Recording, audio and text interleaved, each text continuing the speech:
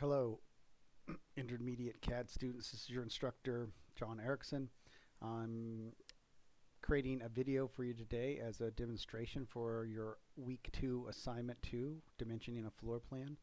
So I'm going to go through and demonstrate how to create this assignment, how to complete it, and talk to you a little bit about the different items you need to be aware of when it comes to dimensioning floor plans.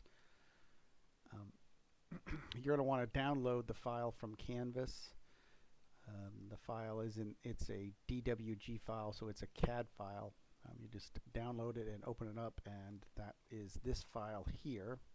So you'll have a floor plan, and you'll have some instructions that tell you a little bit of the basic information you need to know about what to do for this. Name of the assignment is Week 2, Assignment 2, Dimensioning a Floor Plan. Use the information from chapters 17 through 20 and the dimension.pdf file to fully dimension both interior and exterior of the floor plan that's shown below. So there's another file that I created. It's a PDF file that is an informational file for these chapters. I kind of took the important information and put it into one document. So this is that PDF over here. This is a portion of it, and this is the part that talks about the general guidelines for dimensioning architectural plans. So we'll look at that in a second. Going back to the instructions, for the layers, put the dimensions that you draw on a layer called ANODIMS, and that layer is already created. So if you're on the Home tab, you click on your layers drop down, and that's already there. So set that as your current layer and draw all your dimensions on that layer. The dimension style to use is the Architectural US Annotative, which is already in this drawing. So go to Annotate and then make sure that you are using this Architectural US Annotative. There's nothing else you should need to set in this drawing. It should be all set up and ready to go. What you need to do is draw the exterior dimensions and the interior dimensions, and then save your file and upload that file to Canvas. That's what I will use for grading. Okay, so looking at the general guidelines from the PDF file, general guidelines are you want to show the principal dimensions at least once on each view. We only have one view, which is the floor plan, so you need to at least show the width and the depth of this floor plan, at least in one spot. You want to focus on legibility and readability when you're doing dimensioning. Okay, so what that means is that you shouldn't have text overlapping line work. You shouldn't have things bunched together where it's hard to read it. You have to think about what it's like to read these drawings out on a job site. You know, maybe there's dropping the drawings in the dirt or whatever's happening. You got to think about focusing on legibility and readability so that it's always readable what you've put on there. You want to don't overlap drawing lines with dimension text if possible. We'll talk about that as I'm drawing. Avoid crossing dimension lines. So when you're looking at your dimensions, remember the dimension line is this horizontal part. That's on this dimension right here where it says 24. That horizontal line, that's the dimension line. The vertical part is the extension line that extends from the object on this side and on this side, and then the dimension line is measured from the extension line to the extension line. So you don't want to cross those lines at all. You don't want to cross those dimension lines if you can avoid. It's very rare that there's a situation where you need to ever cross a dimension line with another dimension line or an extension line. Crossing extension lines, that's okay. So for this one, okay, that part, crossing extension lines, that's okay. And you can see that here. Here's an extension line, here's an extension line. Crossing those is okay, but you just want to make sure that you pull your dimensions out far enough so that they're away from the other line, so they're legible again. If your text doesn't fit between the extension lines, move the text out to the side and draw an arc from the text to the spot where the text would be. I don't really have any examples of, oh, right here, there's one example of that. So that 8 wouldn't fit in between this extension line and that extension line, so it was pulled out over here, and then there's a little arc line that's drawn in there to show where it should be.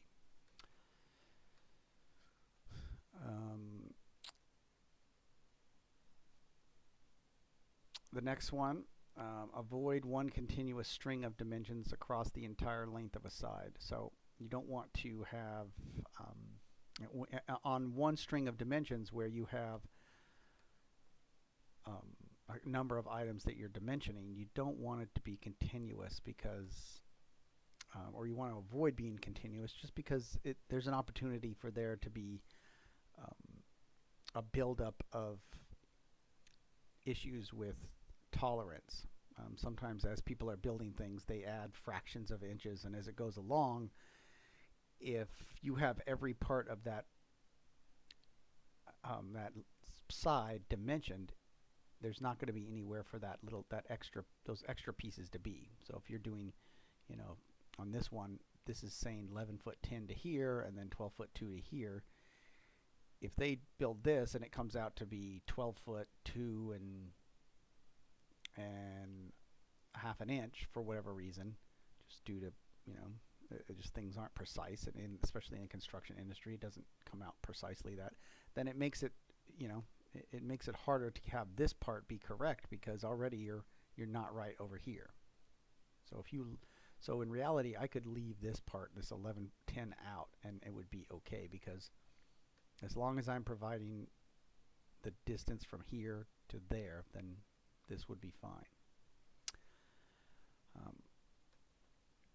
All right, so that's just kind of the general guidelines. For the exterior dimensions, and that's what we're going to start with over here, what you need to know about the exterior dimension is that there are typically 3 rows of exterior dimensions. The first one is the overall building width or length. So this furthest dimension away from the building on this side here is the overall building. That's the 24 feet. The next one, the next string of dimensions closer to the building is the building shape changes.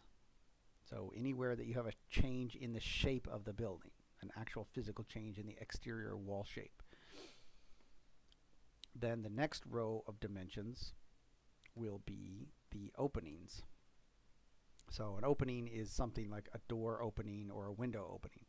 Now, in this one we have an opening right here, and this one is dimensioned as if it's showing the overall width of the opening from one side to the other, and then it ties into a known position, which is this corner. That's okay, and that's how it's done typically in commercial. This is more of like a residential project, so usually the dimension will be right to the center of the window, and that's how I'm going to do it in the example. You'll see it in a second. In reality, this string of dimensions, this dimension line should continue and be straight and line up with this one. So in my example, it should come across like that, and then this dimension over here should be moved up so that it lines up with that line. I didn't do that in this drawing, so just be aware of that. They should line up. But what's important is that you are tying your dimension into a known location. So this corner is known by this dimension here, so I can put the dimension for this opening and then tie it into that known location. Again, same thing over here. This is an opening, and it's tied into this known location of this edge of the wall here. So 3 dimension rows, typically the overall building shape changes, and then openings. There could be an optional 4th one, and that is the row that represents anything that's missing. So if you had objects like a hose bib, which is where you connect the hose to the to a water supply, or an exterior light, or anything that's on the outside of the building, you could have another row. So there could be 4, but typically it's 3. And so we're going to do that right now. I'm going to make the exterior dimensions. So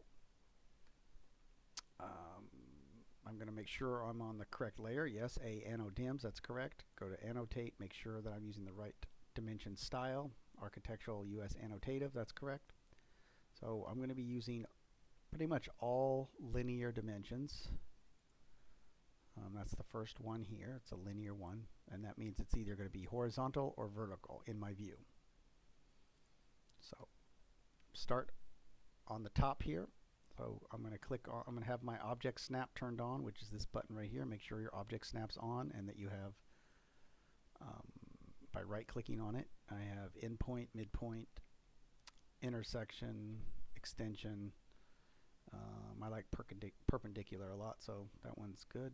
Turn that one on. That's about all you need for that. Do not draw with nearest. Whatever you do, that's not a good one to have on. So those are turned on. So now I'm going to click on the dimension buttons, which starts the linear. Hover over the corner until I see the endpoint snap, click, and then come to the other corner, click, pull up and away, and click. That's the overall width. So now I have one of the two overall dimensions done. If I do the other one over here, if I do, let's do it on this side, so I'll do that corner and this corner. That's the overall depth now. So from the bottom down here to the back wall up here, that's the overall depth of the building. So click and then come straight to the right. All right, so that's the overall dimensions of this building. That's the overall width, and that's the overall depth. Okay, so now I have, that's my overall dimensions. Now I'm going to do the shape changes. I don't have any shape changes on this back wall. It's all one flat wall, so I don't have to put anything over here. I'm going to put one, but over here I do. I have the wall comes in and it turns here, and then it turns here and turns here. So I need to dimension that. So click on that same corner, come down to this corner, pull out, click there. That's the dimension. Now, according to the guidelines, I could stop there. That's fine. That's going to be determined by your company standards. Some companies want you to do all the dimensions. Some companies don't want you to do them all, because if you include more dimensions than you need, oftentimes that can lead to error. If you don't need to have a dimension, you know, it's best to just leave it out, as long as I've given you enough information. And that would be enough to know where this wall is. It's 12 feet 2 from that back wall.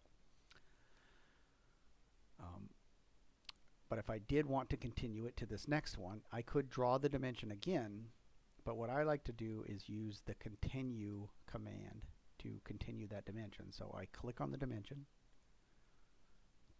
all the grips will appear, hover over this grip here, just hover, don't click, and then I'll get a series of options. The one I want to use is continue dimension, which is right there. Click on that, and now it allows me to continue that same dimension.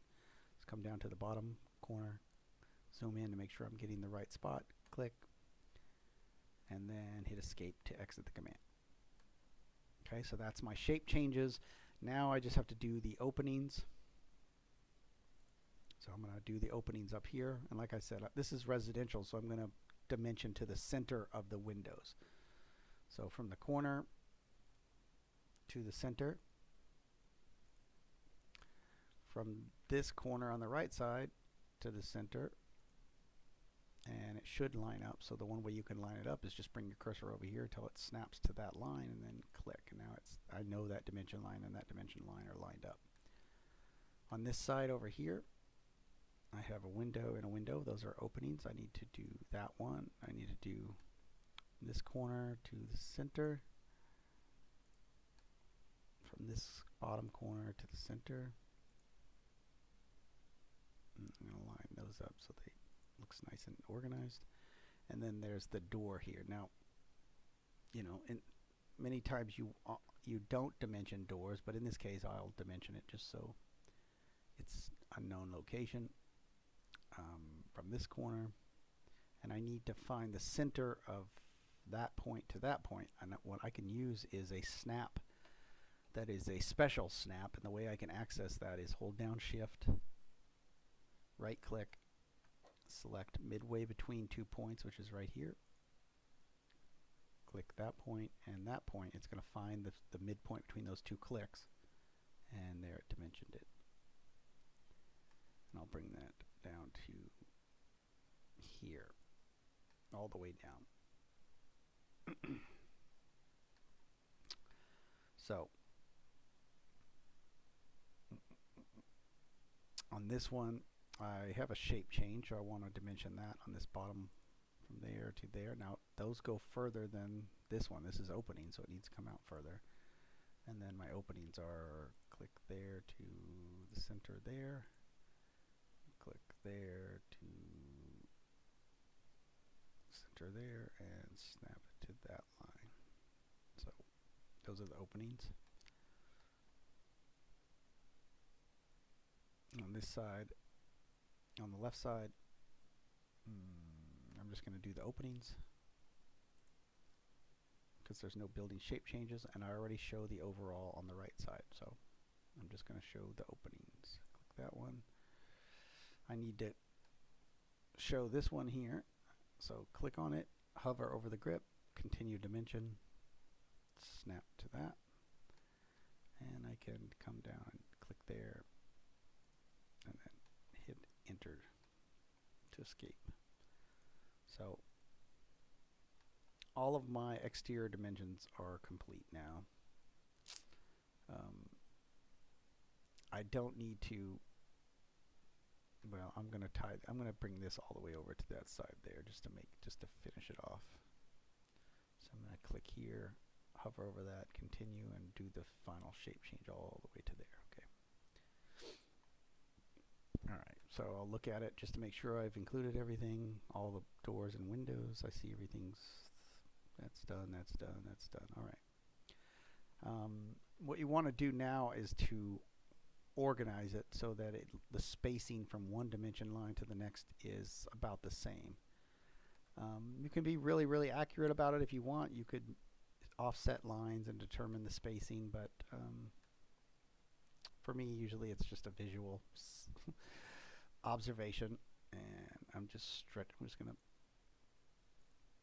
bring that in so it's a little bit tighter, and I want to make this spacing from that line, that dimension line to that, to kind of be the default for all of them. So click here, click on this grip here, and just bring it over a little bit. Click on this one, click on that grip, snap it, click on this one, bring it in. So now, like, that space, and that space, you kind of want it to be visually similar. Click on this, bring it in, right about there. Alright, so that's about good. Alright, so that's all of the exterior dimensions. Now what I have left to do is the interior dimensions. So what's going to be different about this is that we're going to measure from the inside of the walls, and the way to approach this, because this is a very, very simple plan, but oftentimes plans are very complicated, and the way to approach it is to just draw one horizontal string from one side of the building all the way to the other side, do one vertical string, and then go back and look and see what has been left out, and then go back in and add those in at wherever you can, wherever it makes sense. Now the goal again is legibility and readability, so you don't want to cover things up. You want to try to minimize covering objects up. Alright, so I'm just going to start the dimension command, click on the inside of the wall here, and then I will click, I'm going across, and I'm not going to dimension the thickness of the wall because that will be given somewhere in the drawing as a note or as a general description somewhere. So I don't need to do that here. I'm just going to go from this interior wall to the next interior wall, into the interior wall, but on the same exact side. So I'm on the right side here. I'm going to be on the right side there. Click there, come down, and I'm going to leave it about right there. And then I'm going to click on it, continue, and just go to the opening to this wall right there, opening,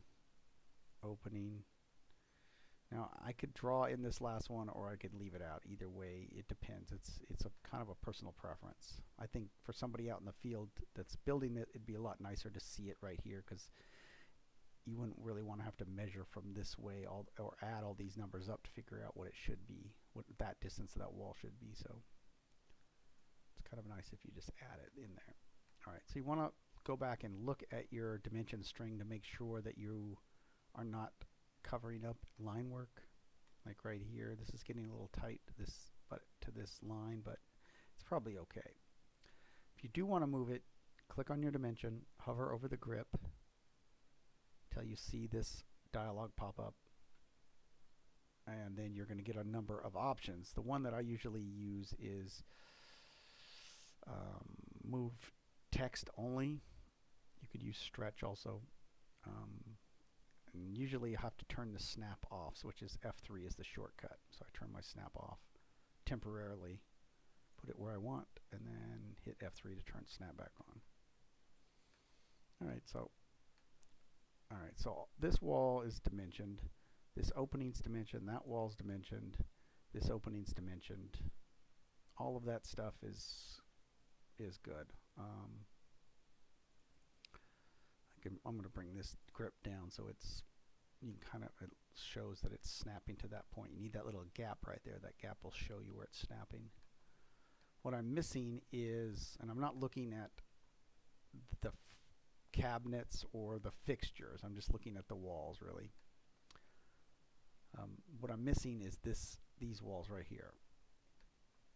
So you don't really want to have dimensions going that are extension lines that are going either are up here and then down here. That's kind of confusing. So you could do all of them down, but if I did all of them down, I would be missing a lot of this stuff up here. So I think this is a good choice to do it right there and have all of them going there. I just need to add some dimensions right here to just show what this is. So I already know what this wall is going to be set by dimensions on the exterior, so I can just dimension from this wall to there.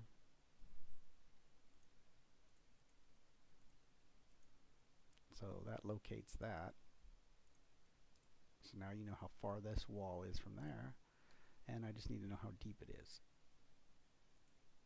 So I think it's safe to assume that this line and that line up. I think somebody looking at the plan would know that those two walls line, that two lines line up.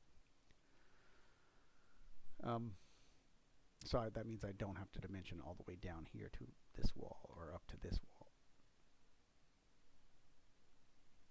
In this case, this text came over here with a little leader. I don't really like that, so I'm going to click on it, click on the dimension, hover over the grip, click move text only, and then move it up to about here, and now I'm going to draw an arc.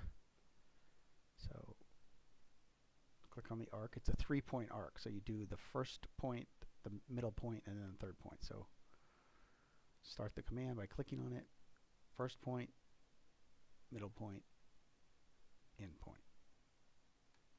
So it's saying, all right, this number should be right here is what it's telling somebody.